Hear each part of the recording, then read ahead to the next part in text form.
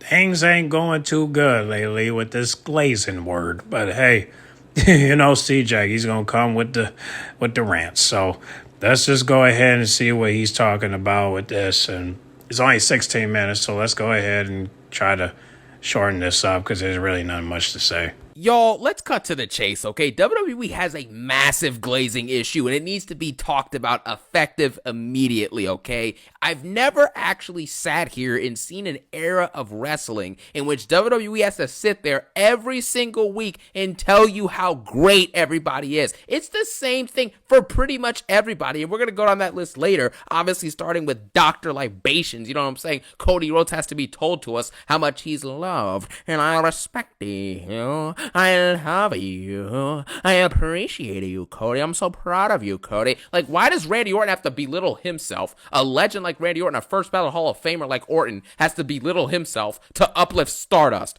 Right, like this is the place that we're at. So, here it is. But before we get into this absolute rant, this discussion talking about how WWE is in their glazing era pretty much, okay? I have to address something, okay? The video yesterday and the video before that, I didn't remind you guys that I can't stop thinking about Punk. You know what I'm saying? I have to throw that in there for you guys, okay? Now, with that being said, let's jump into this rant. Now, the first main issue is the simple fact that the glazing here is just unprecedented. I mean, it truly It truly is unprecedented, okay? This is arguably the softest era of wrestling, like, ever, okay? And this is for multiple reasons. Number one, no one wants to get better, and we see this week to week. No one really wants to be great. If they wanted to be great, you would see your WWE champion and your World Heavyweight champion doing anything they possibly can to get themselves more over, to improve on the mic, to improve in the ring, to come up with new ideas for their merchandise, right? And to wrestle more, to build these feuds as best as they can be, to be unfiltered on the mic, all of these things. But you don't see any of that. You have your WWE Women's Champion in Tiffany Stratton, who clearly is green in the gills and has no idea what she's doing on that mic and is botching multiple moves in the ring that could get her hurt. You understand? And she comes out there and gets destroyed by Charlotte in an interview segment. And the following week, which was 2 days ago on SmackDown, she proceeds to cut another boring, generic, and garbage promo.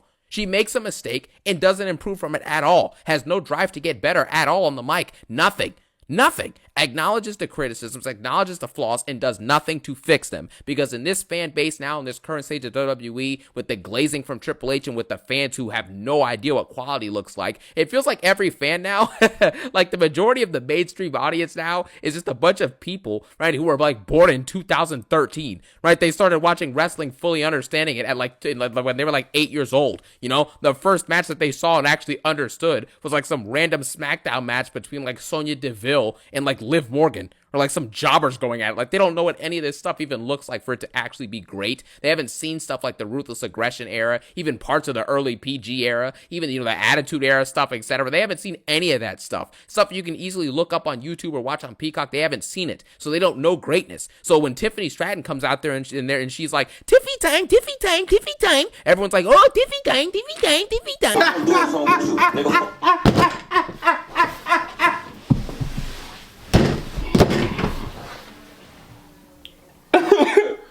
Hey, for that's so disrespectful, bro.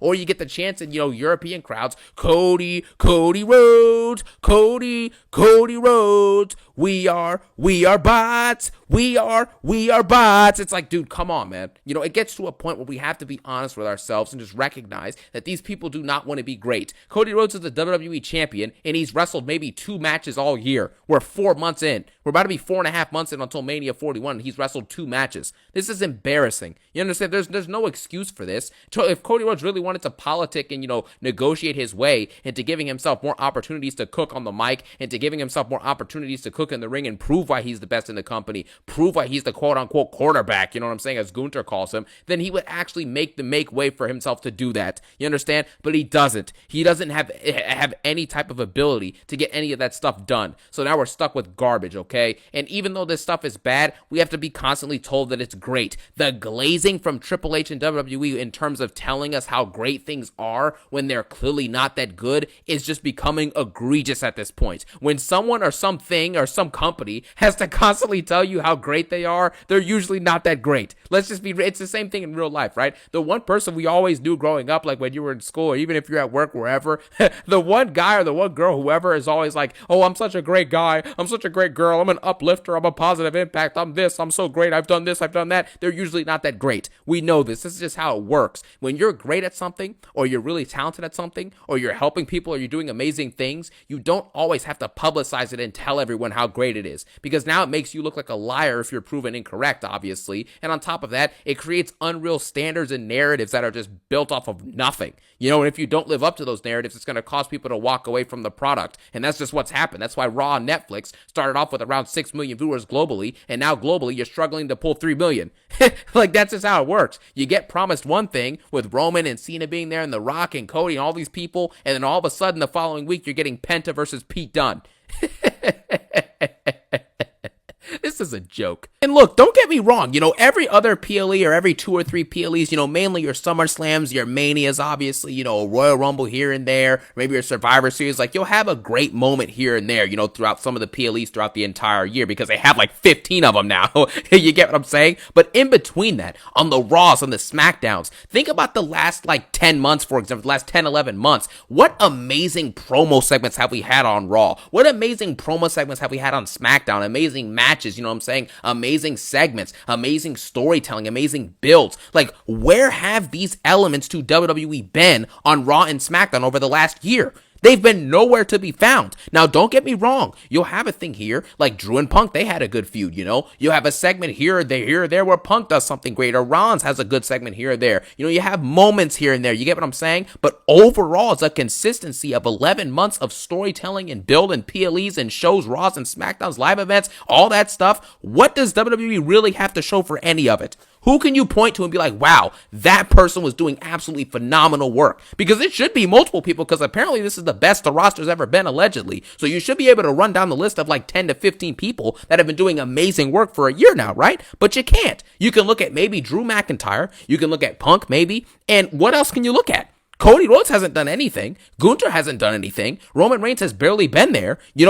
Seth Rollins was barely there. He was in and out. What has anybody done? They're not doing anything. You're not getting these amazing premium level segments and matches and stories and stuff like that consistently on Raw and SmackDown. You're getting boring, monotonous, and routine garbage shows with the same segments and the same matches and the same brawl beatdowns for every Mania build. But you're getting told how amazing it is, but you're not seeing it be great. And that's the crux of the argument. This company is lying over and over again and glazing everything, even though it sucks. You just have to think about it realistically for a second, okay? If in any other eras that were much better than this era, like Ruthless Aggression or Attitude Era, for example, okay? In the Attitude Era, did anyone have to remind you that, hey, we're in a big business boom, we're in a big Attitude Era right now, you know what I'm saying? We're in an era where all the ticket sales are great, the gates are great, we're selling out this, we're saving this, we're doing this. No one had to say any of that stuff. You just knew you were in something special, you're consuming something special, you're consuming something amazing, some excellent content. You just knew it was happening, right? When John Cena was doing his thing and becoming, one of the greatest of all time over the years, no one was on commentary until recently, like the last few years, saying that he was one of the greatest of all time. Before that, when Cena was in his prime, nobody was calling him the greatest of all time. Nobody was saying John Cena's becoming a legend of the industry. No one was saying all of these things. And it's the same thing with Roman Reigns. He has arguably the greatest championship reign in the history of WWE, right? And this dude, when did you ever hear any of these commentators until like the latter days of his reign? They're like, yeah, Roman Reigns is the GOAT, yada, yada, yada. But no one on the actual mic in promo segments went up to Roman Reigns and was like, wow, I respect you, Roman. I love you, Roman. I need you, Roman. I appreciate you, Roman. You're the greatest champion of all time. The big boom is on your back, right? Roman Reigns just finally on SmackDown had to address the fact that the carrying of the company that's taken place over the last 5 years has largely been on his back. He finally had to address it himself because no one else tells him in these promos. But for some reason, Cena didn't get the preferential treatment of people saying he's great in the ring, or calling him one of the greatest of all time on the mic, or people in a promo segment with him telling him how great he is. Roman didn't get that treatment either. The Attitude Era didn't get that treatment with Rock and Austin. None of those people. But somehow, Stardust, Cody Rhodes, Dr. Libations, Libation Station, whatever you want to call him, undashing Cody Rhodes, this dude has to be constantly told in ring on promos how great he is. This is so unrealistic and so fabricated. This is so fake. In what world does the WWE champion have to be babied and coddled and protected to the level that this dude is protected to? It's embarrassing. Why would Randy Orton, who is a first ballot Hall of Famer, have to sit there and say that Cody Rhodes has surpassed anything he's accomplished in his entire career? A 14-time world champion is saying that to a one-time world champion? Really? Triple H says the same thing about Cody, how he's carried the industry, he's a model citizen, he's this, he's that. It's like, grow up. Grow up. You know? The Rock was saying on the Raw premiere of Netflix, he's like, Cody Rhodes, thank you for carrying this company on your back for a year now. Really? When his own cousin Roman Reigns was champion, he wasn't saying any of that, but now he's saying it for Cody Rhodes. Gunther, in their Built to Crown Jewel, Gunther talks about Cody, you are the quarterback. The big boom is on you. The big boom, which this big boom, again, is just a lie. The viewership is down. The merch sales are down. WWE TKO, the shareholders of the company, right? They reported that WWE had a profit loss so far in the first quarter of this year. But somehow business is booming and it's on 99% of it is on Cody's back, according to Orton. Well, I guess 99% of this failing numbers and these failing content with its garbage over the last 3 or 4 months has been, I guess it's on Cody's back since he's been champion since a year ago. So it just doesn't work. You know, it's all double standards. It's the same thing with CM Punk crying, okay? Congratulations to the actual person, Phil Brooks, for main eventing night 1 of WrestleMania, right? But it's like, dude, it gets to a point. You know that when CM Punk is talking about, hey, I want to main event Mania, I want to win world title gold, CM Punk is envisioning himself as finally getting ready to be, the final match on the card, the main event of night 2, winning a championship in front of the whole world. That's what he envisions as, hey, I finally got my chance to main event. Not main eventing a night 1 meaningless triple threat match with versus Roman and Seth for nothing. That's not what Punk wanted, and we know that's not what Punk wanted because he said that on multiple occasions, off-screen and on-screen in his promo segments. So getting a night 1 main event and then crying for it, and then us as fans being told to cry and be emotional about it, is just embarrassing. It is embarrassing at this point. Everything is so soft. These people who have done absolutely nothing but are getting incredible chances are just getting praised. And Rhea Ripley, it's the same thing. For some reason, because of, goons on the internet who are like obsessed with Rhea Ripley and the fact that the fans are obsessed with her too, in the actual arenas. I hate that he keeps talking about Rhea Ripley. I mean, Liv Morgan has goons too, I mean, come on now. Her goons are just like the LGBT community. You can't fuck with them, at least on Twitter. I mean, come on now, bro. Like, be flexible here. I mean, Liv Morgan has goons too. So, and that's the reason why she's getting the same treatment as Rhea Ripley, in some occasions. And Triple H is obsessed with her apparently as well. We have to watch her get forced and booked into a triple threat women's world championship match that she has zero business being inside of.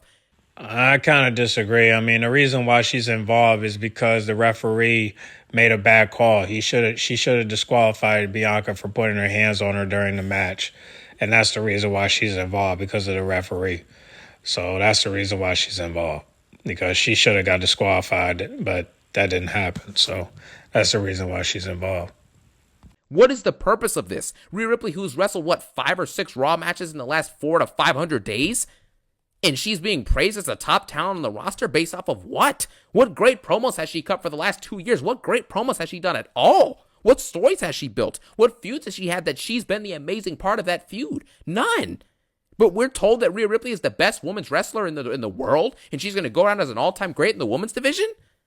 What is this based off of? Nothing is based off of anything anymore. It's the same thing with this Mania build, okay? Last year, before Mania 40, but Mania 40 had just finished, right? This is like a week later, and Triple H was already talking about how Mania 41, we're going to do it even bigger. It's going to be even better. It's going to be even bigger. Fina.